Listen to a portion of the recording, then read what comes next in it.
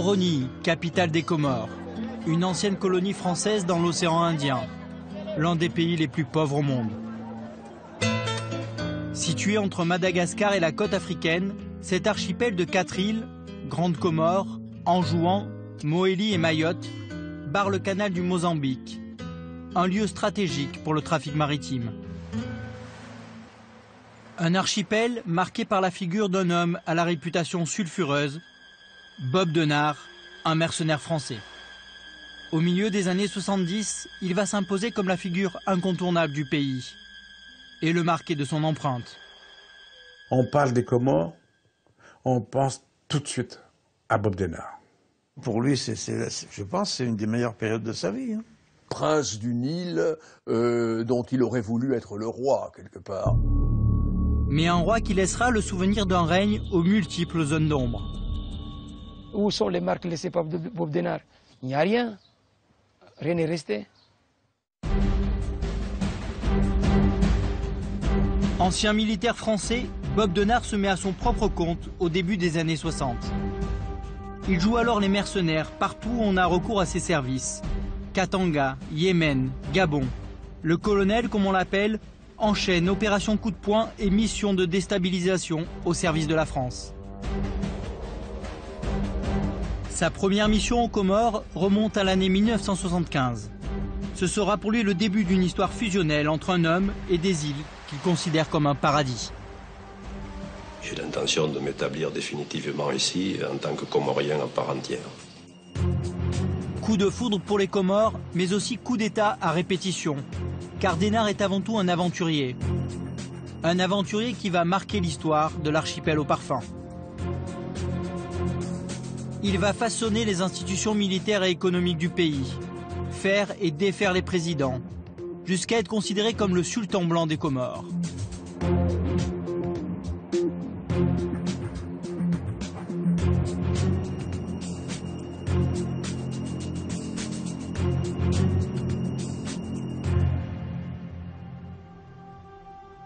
Nous sommes en 1974. Depuis 2 ans, les Comores négocient avec la France leur indépendance. Entre Olivier Stirn, secrétaire d'État au Dom-Tom, chargé du dossier, et Ahmed Abdallah, qui dirige les Comores, les discussions sont houleuses. Vers la fin de l'année, un référendum est organisé. 3 îles se prononcent pour leur autonomie. Mais avant même que les votes ne soient validés par Paris, le président Abdallah proclame l'indépendance de l'archipel. Pour la France, cette proclamation soudaine, décidée par Abdallah, est un véritable camouflet. L'indépendance aux Comores a été perçue par les autorités françaises comme étant une gifle. Et il fallait un petit peu corriger ce petit peuple, ce petit pays qui s'est permis de braver la grande France. Seulement voilà, Mayotte est la seule à avoir voté contre l'indépendance. Elle veut rester française. Mais pour Ahmed Abdallah, cette île est comorienne et doit le rester. Une prise de position qui ne plaît pas à la France. Curieusement, 1 mois après l'indépendance, Ahmed Abdallah est renversé. L'auteur du coup d'État est un certain Ali Swahili. Il a 38 ans. C'est un jeune progressiste, un électron libre qui n'était pas apparu jusque-là dans le jeu politique comorien. Sa vision de l'archipel se résume à un slogan: révolution et réforme agraire. Vive les Comores libres et unis et vive la révolution! La révolution culturelle de Swahili est en marche. Une société nouvelle doit émerger. Mais pour asseoir son pouvoir, il doit évincer définitivement le président Abdallah, qui a trouvé refuge dans son fief de l'île d'Anjouan. Pour cela, il a besoin d'un allié. La solution va venir d'Yves Lebray, le fondateur de la compagnie Air Comores. C'est un proche de Swahili. Lebray s'engage à trouver les hommes de main pour se débarrasser d'Abdallah. Et pour cela, il se rend à Genève, en Suisse. L'intermédiaire qui va permettre de trouver des affreux qui n'ont pas froid aux yeux, c'est un certain George Starkman, un marchand d'armes qui a baroudé partout en Afrique. Il connaît bien Denard. Je rencontre un ami qui était directeur de la banque de dépôt. Et on parle, on échange quelques mots, et il me dit « Ah, j'ai des problèmes avec un de mes clients qui est aux Comores, monsieur Lebray, Yves Lebray, jusqu'à la compagnie aérienne des Comores. Est-ce qu'il y a, on ne peut pas trouver une solution? Quelle solution? Il n'y a pas. Oui, il faudrait quelqu'un qui puisse là-bas venir mettre de l'ordre. Je dis, moi, je sais pas, moi j'ai un copain, je vais lui en parler, en pensant à Denard. J'ai parlé à Denard, ça l'intéressait parce qu'il n'avait rien à faire à l'époque. Ils se sont mis d'accord.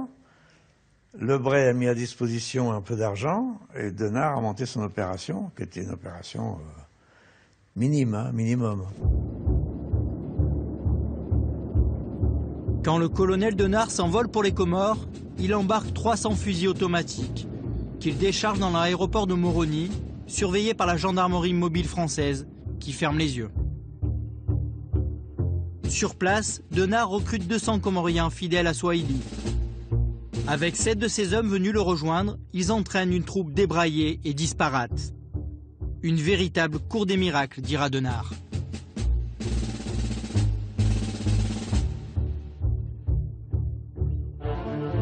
Quinze jours plus tard, le 20 septembre, il lance l'opération sur Anjouan. Ce sera une opération aéroportée, a décidé Denard. Comme Lebray avait des avions, ici, il avait la compagnie aérienne des Comores. Ils ont débarqué en juin, ils ont enlevé Abdallah. En quelques heures, Denard et ses hommes se rendent maîtres de l'île d'Anjouan. L'opération est une réussite. Abdallah est fait prisonnier, il s'exile en France. Denard découvre alors les charmes d'Anjouan. Il entrevoit déjà les possibilités offertes par les Comores, lui qui rêve depuis toujours d'une base arrière.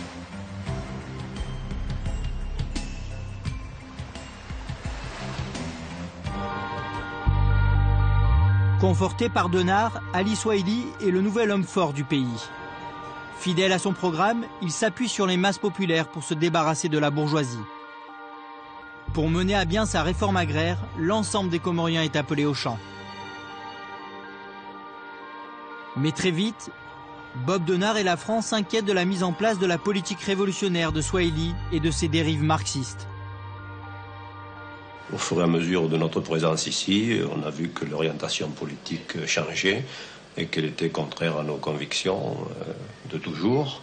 Et alors nous nous sommes retirés. La rupture avec Ali Swahili consommée, Denard quitte les Comores en promettant de revenir. Quelques mois plus tard, en février 1977 à Paris, Ahmed Abdallah reprend contact avec celui qu'il a destitué il y a 2 ans à peine. Il lui demande de le remettre au pouvoir. Denard accepte, sans état d'âme. Il va même jusqu'à participer au financement de l'opération. Au port de Lorient, Denard achète un chalutier désarmé de 75 mètres, le Cap Fanier, rebaptisé Antinéa. Après 1 mois de travaux, le navire est prêt à prendre la mer. L'opération Atlantide est lancée. Pour cette mission, Denard recrute 50 mercenaires issus pour la plupart des réseaux de l'extrême droite. Des mercenaires surveillés de près par la France. Car selon le colonel, cette mission a été validée par les services secrets. C'est sûr que le coup d'État de 78, c'est avalisé par la haute hiérarchie de la DGSE, pas forcément le patron de la DGSE, mais la haute hiérarchie de la DGSE, le service action, ça fait aucun doute. Ancien directeur général des services secrets français, la DGSE, Claude Zilberzan admet du bout des lèvres des contacts avec Denard. Si vous voulez, au fond, un service comme la DGSE, vis-à-vis de Bob Denard, elle le regarde faire. Un type comme ça, il est totalement libre. Il ne faut pas qu'à un moment donné, un homme comme Denard dise « je traite avec le directeur général des services », vous comprenez? Jamais il peut dire ça. Ça ne veut pas dire qu'il ne voit pas des gens du service. Une chose est sûre, l'opération est menée de main de maître.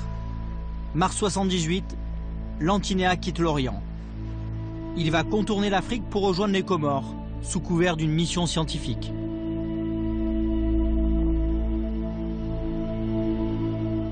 Nous avions créé une société d'offshore. On a créé une société offshore de recherche sismique et géophysique. Et nous devions aller en terre de feu. C'est une opération que nous avons faite en partant de l'Orient avec 50 hommes pour être passés aux Canaries Au lieu de tourner à droite, on a tourné à gauche.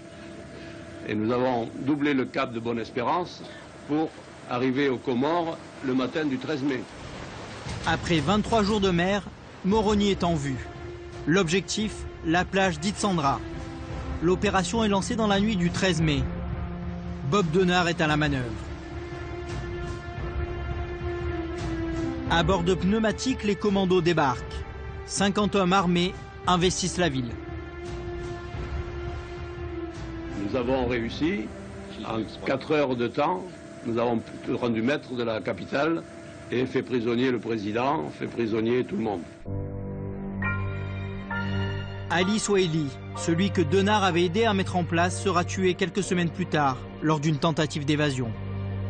Certains y voient la main du colonel. Le chapitre révolutionnaire se referme sur les Comores. Swahili laisse un pays exsangue, ruiné et isolé sur la scène internationale. Tout est à reconstruire. Il faut repartir de zéro.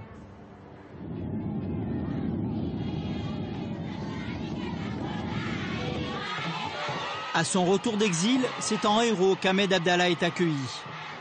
Les rues de Moroni exultent au passage du nouveau président. Les mercenaires sont célébrés comme des libérateurs.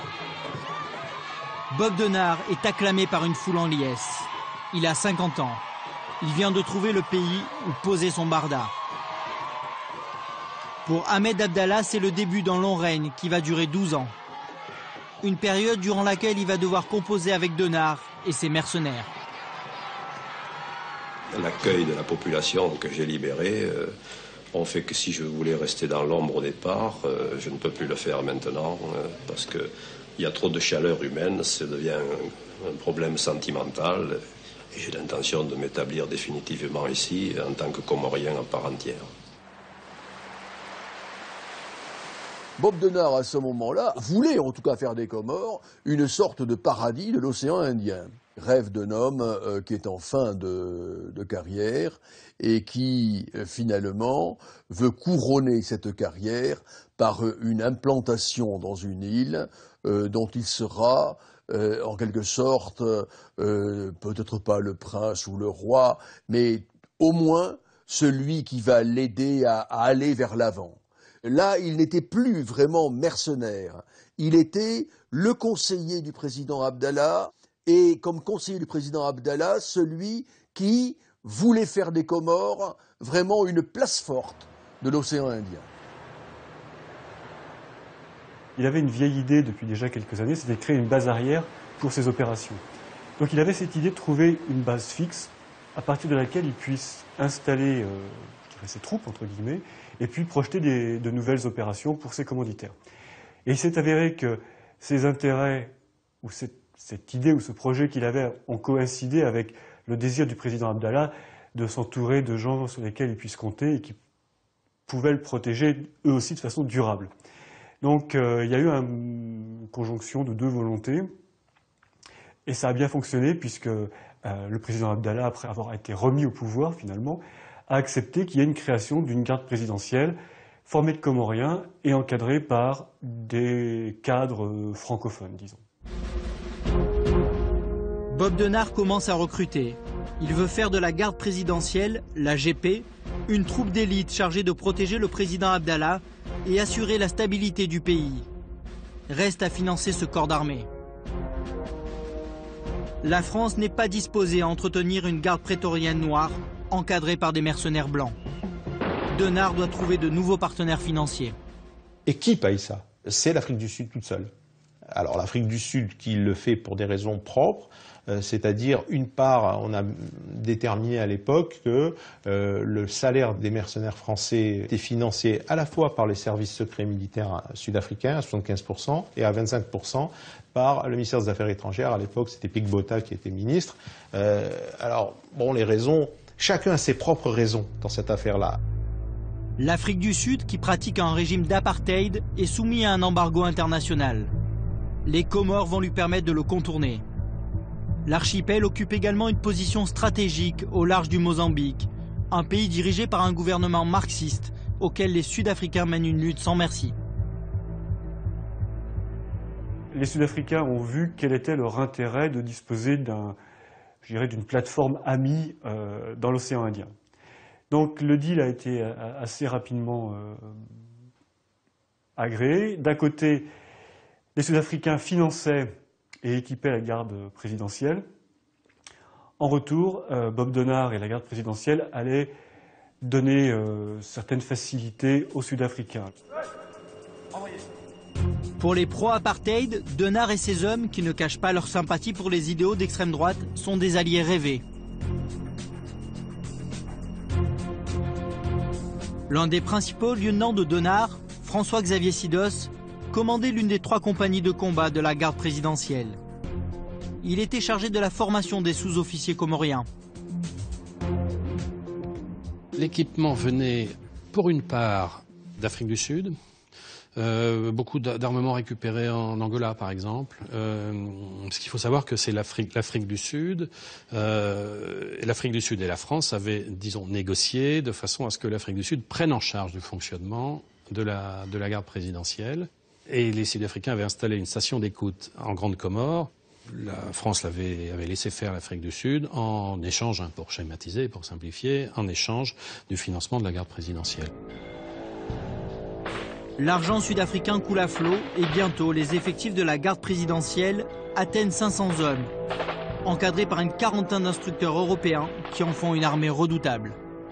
Une des caractéristiques de la garde présidentielle, c'est qu'elle avait un niveau opérationnel tout à fait comparable à celui d'un régiment parachutiste français.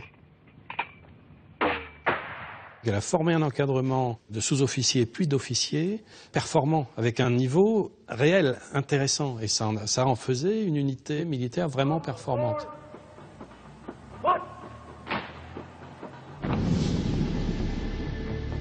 Ibrahim Papa a fait partie de ces sous-officiers comoriens formés par Denard.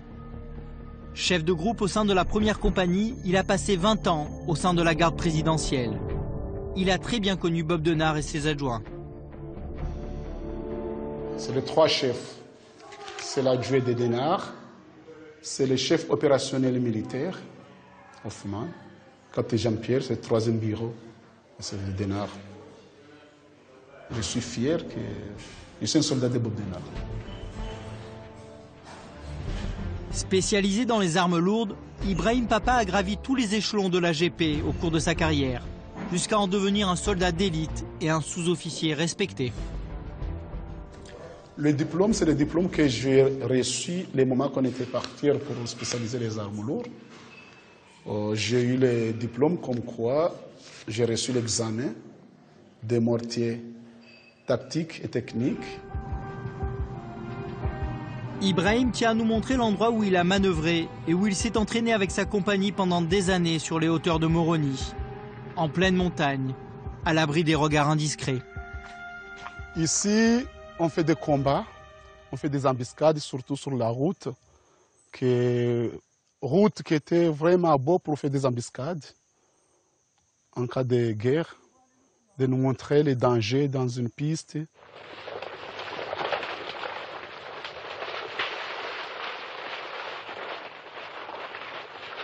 Ça m'appelle beaucoup de choses. Et je pense les moments qu'on était ici pour faire le combat, pour faire les manœuvres, pour cacher et tout. Là. Ça me donne beaucoup de souvenirs.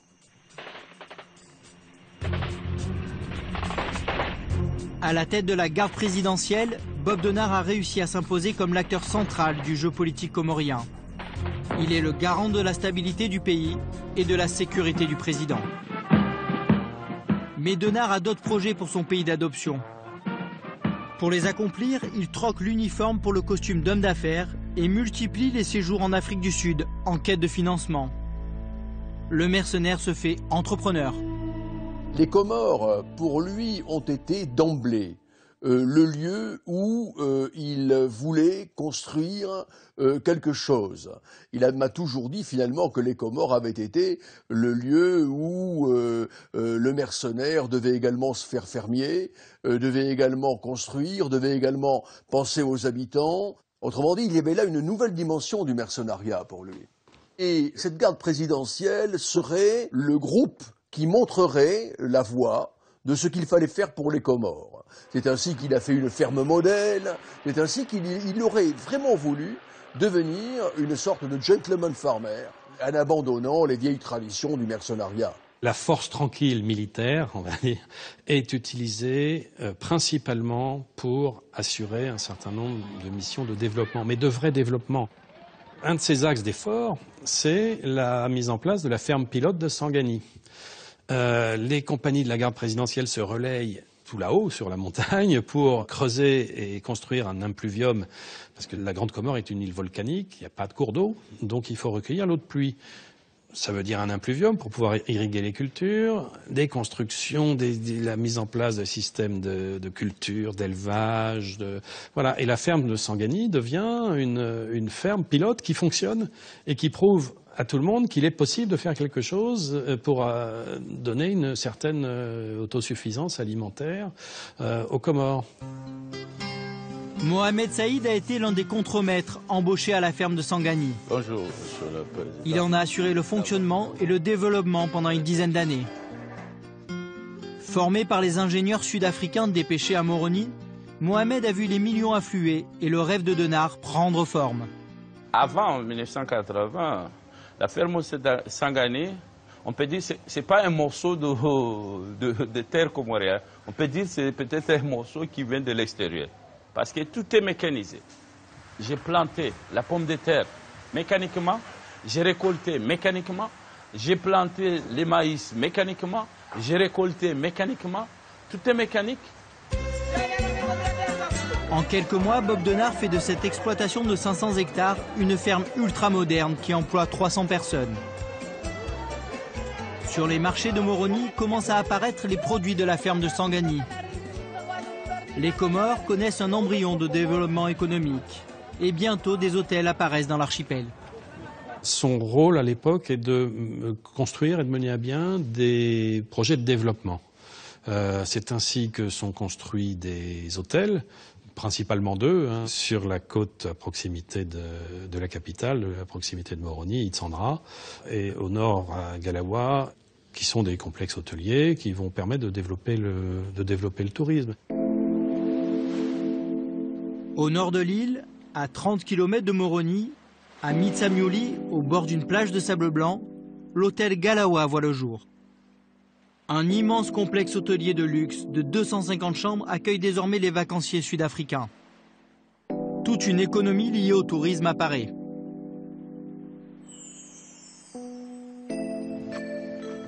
Nixon est l'un des guides de l'hôtel. Comme lui, 200 personnes des villages environnants travaillent au Galawa. En face de l'hôtel, la maison de Denard, l'une des mieux situées de la région, avec une vue imprenable sur les plages du Galawa. C'est à cause de Bob Denard qu'il avait l'hôtel Galawa. Lui, quand il venait ici, peut-être il a vu comme la plage était déserte et tout, il n'y avait rien. Il a inspiré que bon, il fallait que je construise quelque chose, que je fasse quelque chose à cette plage. Il ne restait pas toute vide. Et c'est là qu'il a eu les idées de venir construire le Galawa.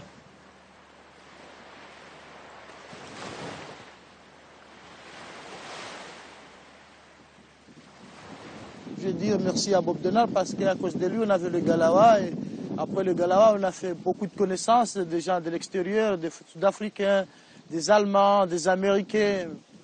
Et il y avait le pêcheur qui amenait leur barque comme ça, qui descend à la plage et qui puisse amener le touriste, faire une petite balade dans la mer, partir faire une petite croisière, nager avec le dauphin, faire un coucher de soleil. Quand il a fait le Galawa, je veux dire, on vivait bien. Pour Bob Denard, cette époque est certainement la meilleure de sa nouvelle vie comorienne. Il participe à la vie locale et se fond parmi la population. Il se convertit même à l'islam, la religion dominante aux Comores, adopte le nom de Mustapha Mahadjou et épouse une Comorienne. En tout cas, lui, il était gentil avec nous. Il vient avec les gens. Quand les gens lui voient, lui salue, il s'arrête, il salue les gens. Il n'était pas méchant. Monsieur Bob Denard, bonjour, monsieur, ça va, coquillage, combien, voilà. 5 francs, il donne. Même s'il n'a pas besoin de coquillage, mais il le faisait ça pour nous faire plaisir. Et puis, il aide surtout les enfants à l'école. Il ramène des cahiers, des stylos, les rentrées scolaires. Ici, Mustapha Mahadjou a enfin trouvé la paix. Homme d'affaires prospère plutôt que mercenaire.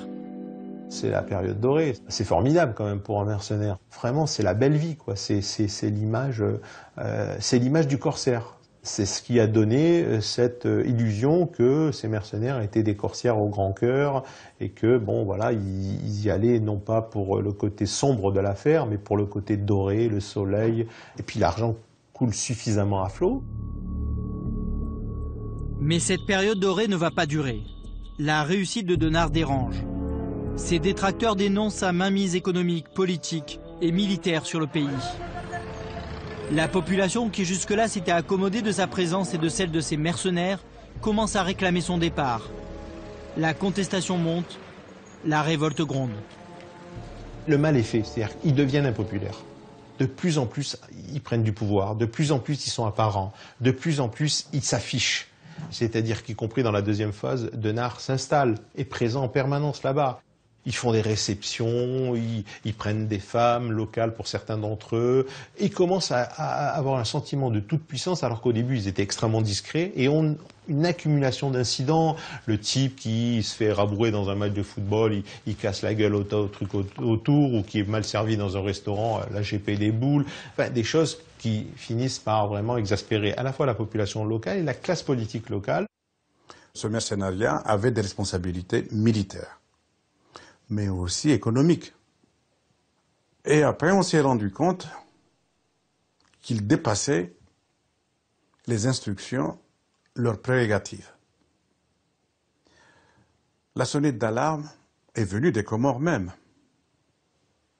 où ils ont demandé assistance à la France. C'est la France qui a envoyé Bob Denard ici. Donc ils ont demandé à la France de faire soit calmer Bob Denard, ses appétits, soit de le faire partir. Malheureusement, ça n'a pas été entendu et ça s'est passé autrement. Mars 1985, coup de tonnerre à Moroni. Une tentative de mutinerie éclate au sein de la GP. Des soldats comoriens de la garde présidentielle se rebellent contre leurs officiers. La répression est féroce. Une dizaine de mutins est jetée en prison. L'avertissement est sérieux. La puissance de la GP est ébranlée.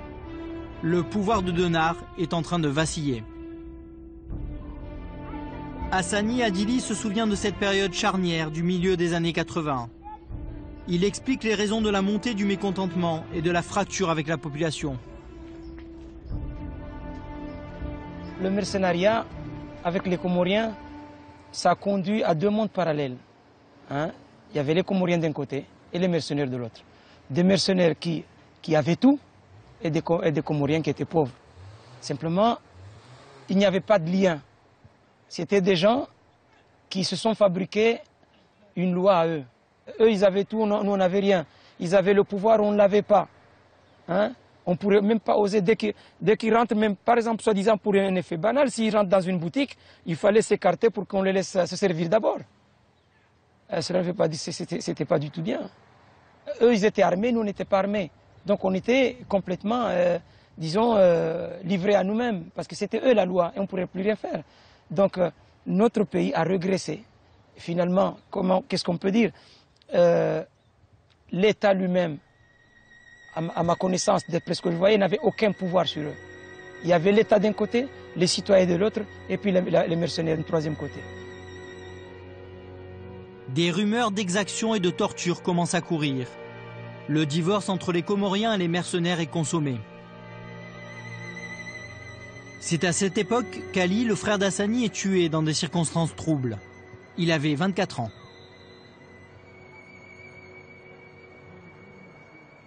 Un petit frère qu'on a perdu brusquement, brutalement et brusquement, parce qu'il a dû être chopé par les mercenaires. C'était vraiment un lynchage, parce que c'était pas, je dirais même pas, ils se sont affolés sur le corps de mon petit frère. Ils l'ont criblé des balles de la tête aux pieds, mais simplement pas ça, mais avec des traces de, vraiment des traces de torture.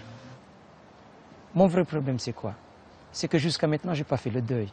Parce que comment aurais-je pu faire le deuil dans un pays où des actes abominables comme ça ont été perpétré et que même le pays n'a même pas jugé. Je vis avec des gens qui m'ont fait du mal, qui ont fait du mal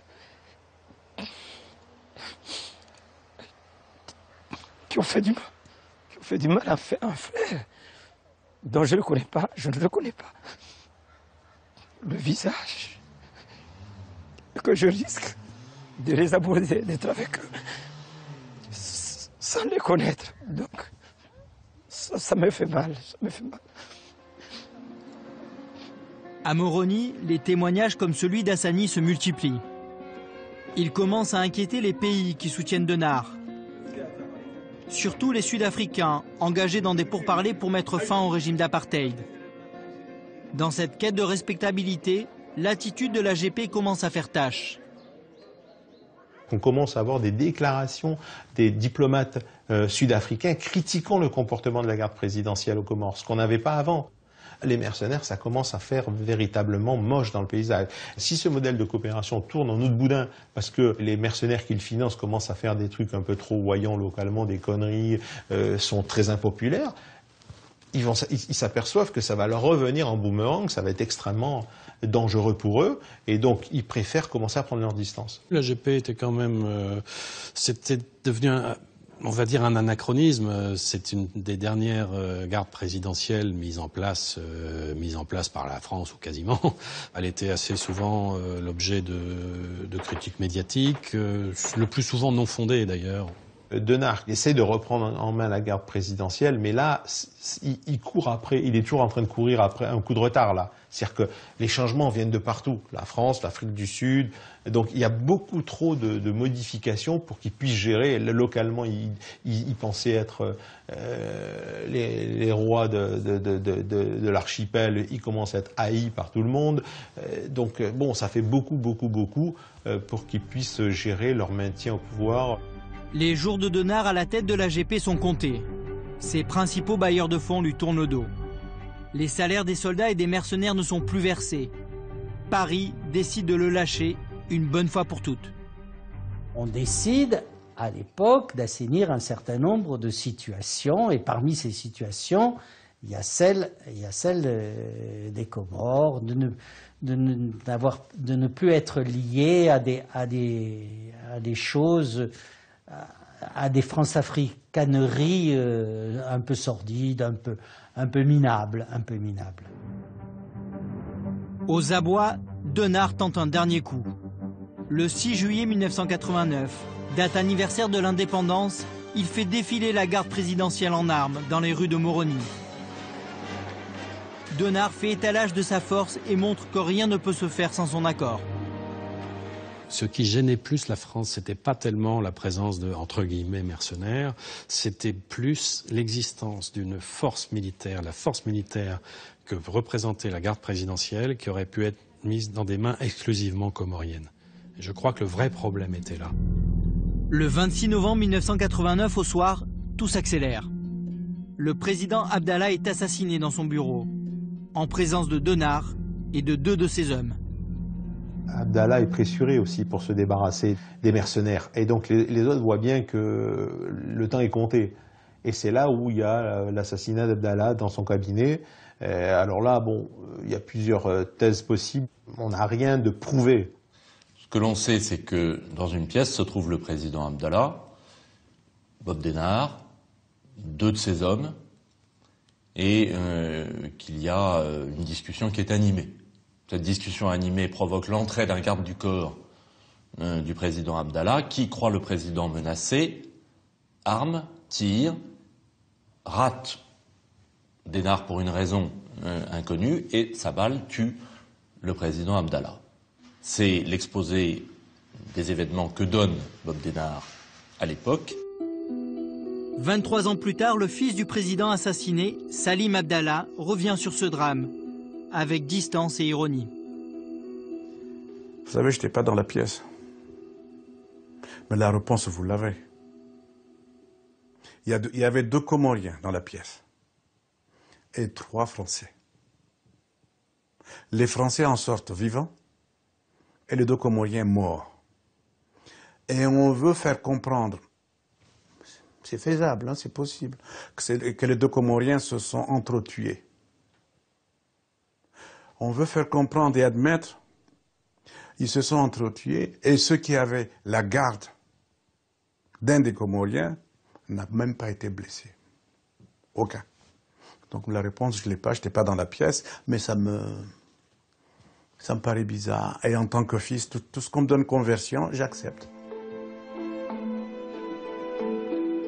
Ce qui est clair, c'est que ceux qui ont vu Bob Denard sortir du bureau du président Abdallah témoignent tous de la même chose.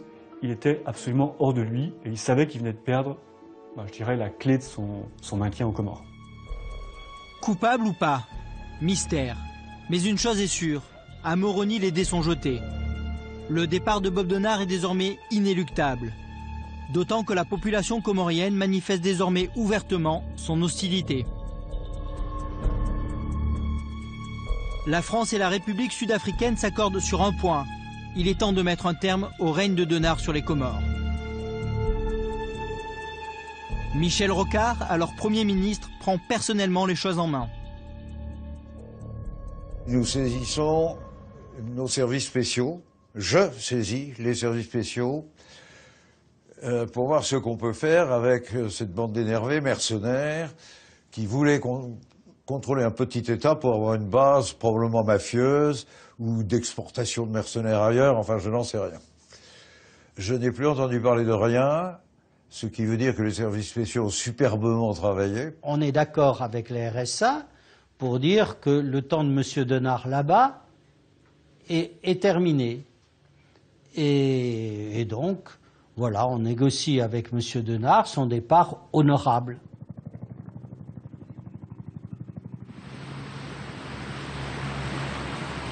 « 200 militaires français débarquent à Moroni. Denard négocie son départ et accepte son exfiltration en Afrique du Sud. L'important, c'est qu'il n'y a pas eu d'effusion de sang. Pour les Comores, j'espère que tout ira bien. Je le souhaite. Vous avez vu ce que les Français ont fait? J'espère qu'ils continueront jusqu'au bout maintenant pour que les Comores vivent dans la paix et la prospérité parce que le peuple comorien le mérite. Le 15 décembre 1989, sous la pression des militaires français, Bob Denard quitte les Comores pour Pretoria. Bob Denard fut exfiltré sans que personne n'y voie rien dans le monde entier. C'est un très très gros succès. Et nous avons ramené les Comores, grâce à cette opération de la DGSE, admirable, à une situation de paix civile locale. La parenthèse de Denard se referme. Elle aura duré 12 ans. À Moroni, le calme est revenu. En exil forcé à Pretoria, Bob Denard entame une douloureuse traversée du désert. Son rêve est passé. Il rumine sa mauvaise fortune comorienne à ses rares visiteurs.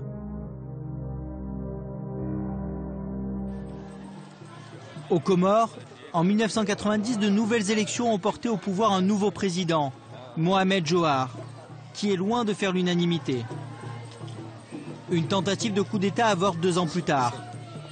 Parmi les putschistes figurent 2 des plus jeunes fils d'Ahmed Abdallah. Ils sont arrêtés et emprisonnés.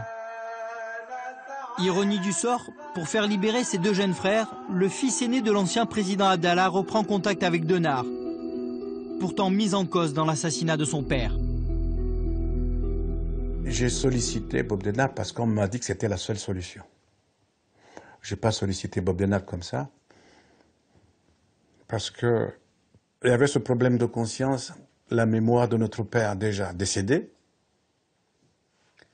et ceux qui étaient en prison, en souffrance, où il était possible de les sauver. Il y avait un choix à faire. Bob Denard estime avoir une dette morale vis-à-vis de Madame Abdallah, vis-à-vis des enfants Abdallah, et a promis à Madame Abdallah de libérer ses fils. Et Bob Denard, c'est un homme qui tient parole. C'est un affectif.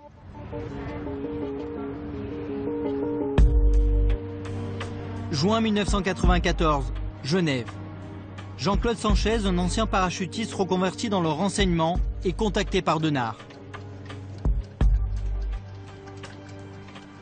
Tout d'abord, il m'a demandé si je connaissais une banque, un établissement financier où on pourrait ouvrir un compte qui permettrait justement d'alimenter les différents achats qui devraient avoir lieu pour monter cette opération, notamment l'achat du bateau. Pour cette nouvelle opération aux Comores, Bob Denard affirme disposer d'un budget conséquent, estimé à 2 millions d'euros. L'origine des fonds, il y a 2 origines en tout cas connues, celle des frères Abdallah, celle du prince Kamel, et la troisième, bien, ce sont des fonds secrets des services. Financé par le clan Abdallah, par les services français et par un homme politique comorien, les préparatifs pour cette nouvelle mission sont lancés début 1995. Il achète le bateau à Bergen. Le bateau subit un certain nombre de transformations à Rotterdam. Tout ça au nom d'une mission de recherche archéologique aux Philippines. Alors, ça permet de donner un petit parfum de chasse au trésor. C'est très bien ça, parce que ça permet de garder une certaine discrétion, tout en faisant en sorte que c'est normal d'avoir des gens qui ont plus un profil d'agent de sécurité que de marin à bord. Pendant ce temps, Jean-Claude Sanchez s'envole pour les Comores. Avec 3 complices, ils sont chargés de préparer le débarquement. Notre rôle avait plusieurs aspects. D'une part, déjà, sentir un petit peu l'atmosphère là-bas, s'imprégner un peu de l'atmosphère sur place. D'autre part, repérer des endroits effectivement de possibilités de débarquement. Et puis le troisième point, avoir des véhicules pour l'acheminement des gens qui ont débarqué au point où ils devaient opérer.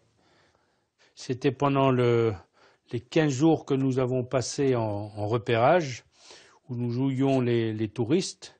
On voit d'ailleurs, je suis en Bermuda, en couleur, en maillot de corps. Alors au final, notre choix s'est porté non sur une plage, mais sur un endroit où il y a une coulée de lave qui se jette dans la mer, mais qui était un endroit très, très discret. Le Vulcain quitte Tenerife le 26 août 1995. La traversée va durer 1 mois.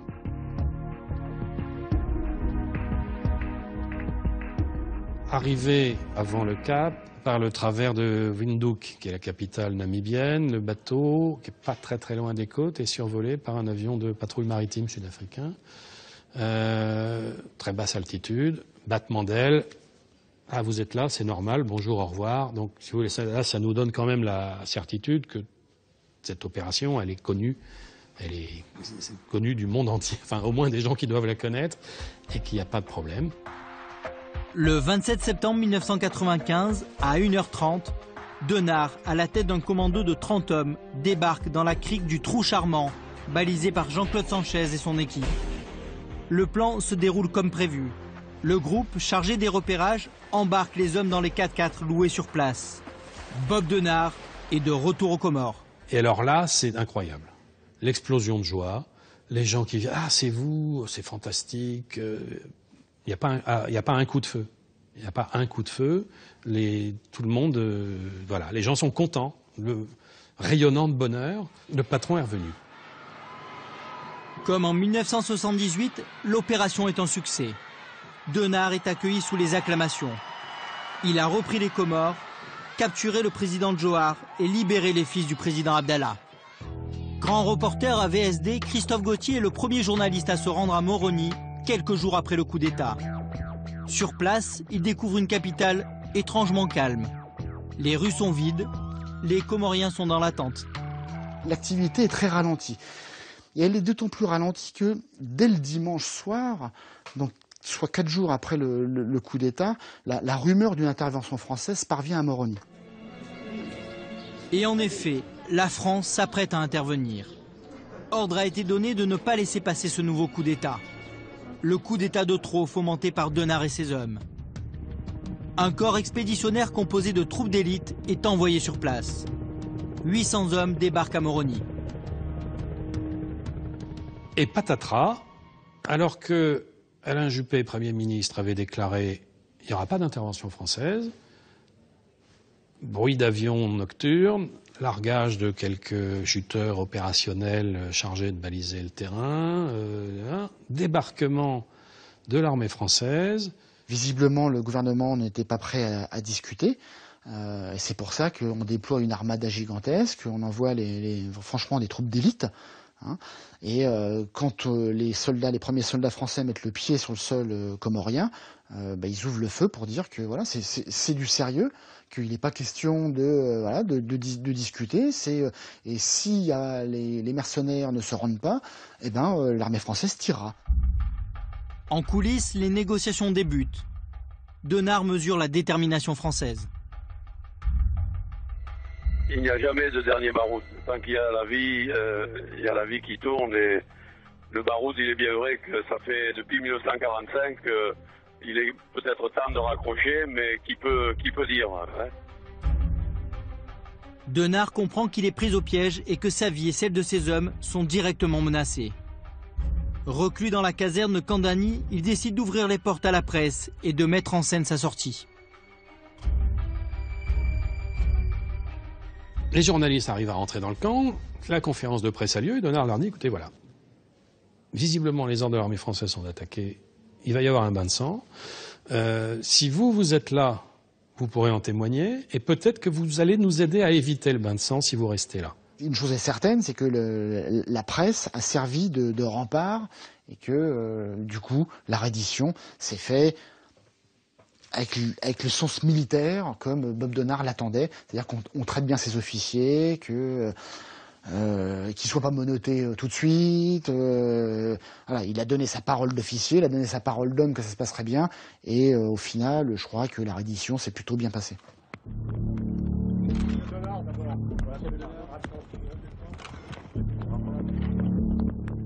Devant les caméras du monde entier, le vieux baroudeur de 66 ans tire sa révérence et se rend aux hommes du GIGN. Vaincu par la raison d'État. Le colonel mourra 10 ans plus tard, sans revoir les Comores. Ça ne s'est pas passé comme il l'aurait souhaité. Il a certainement vécu ça comme un drame. Pour lui, c'était un drame, puisqu'il a été emprisonné derrière. Et c'est dommage. C'est dommage, je crois que les autorités françaises ont manqué d'élégance vis-à-vis de Bob Denard, qui les a tant servis pendant des années.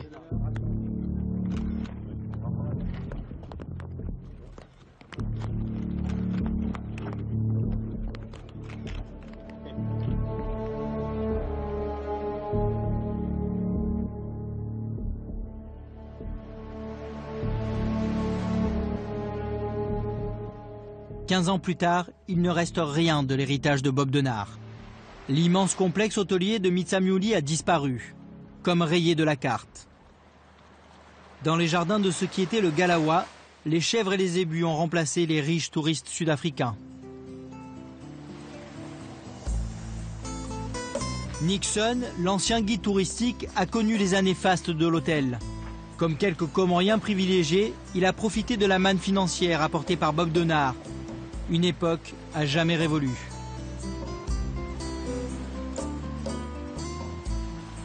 À l'époque, il y avait des bungalows partout ici.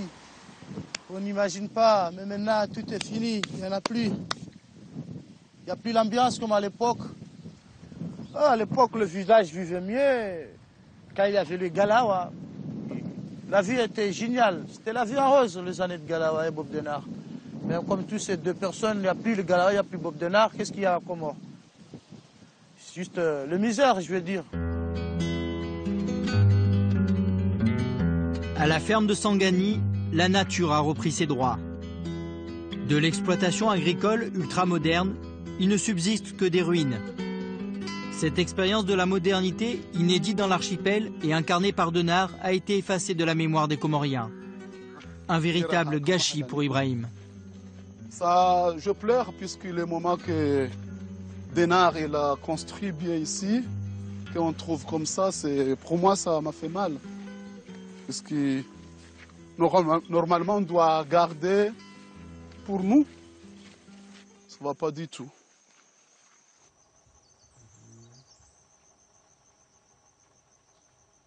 Il y a des moments où je pense à ce qui est arrivé à cette ferme-là, ça me fait mal au cœur.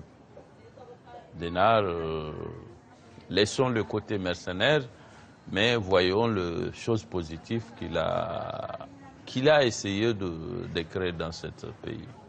Bob a voulu bâtir ce pays, mais malheureusement, tout est parti en fumée.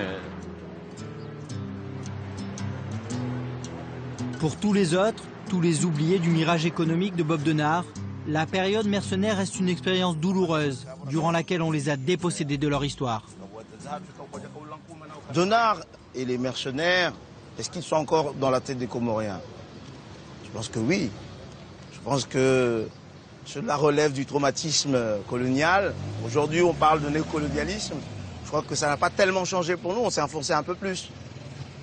Donc je crois que l'expérience du mercenariat aux Comores nous a paradoxalement construit une façon de vivre. Hassani, lui, ne reverra jamais son frère. Et il réfute l'idée selon laquelle Bob Denard a permis aux Comores de sortir de son sous-développement chronique. Vous pourrez trouver quelqu'un facilement dire le mercenariat, oui, ça m'a apporté ceci. Mais ce n'est pas la majorité, alors que dans un pays, il faut juger en fonction de la majorité. Bob Denard, s'il a fait des choses de bien, c'est peut-être pour lui. Mais en tout cas, pas pour la population comorienne, parce que nous, on ne sait pas. Je ne suis pas sûr actuellement de pouvoir vous présenter quoi que ce soit qui a été fait par Bob Denard. Y a-t-il un endroit vraiment qui ressemble à un autre endroit dans le monde? On est tout le temps dans le système de pauvreté. Où sont les marques laissées par Bob Denard? Il n'y a rien. Rien n'est resté.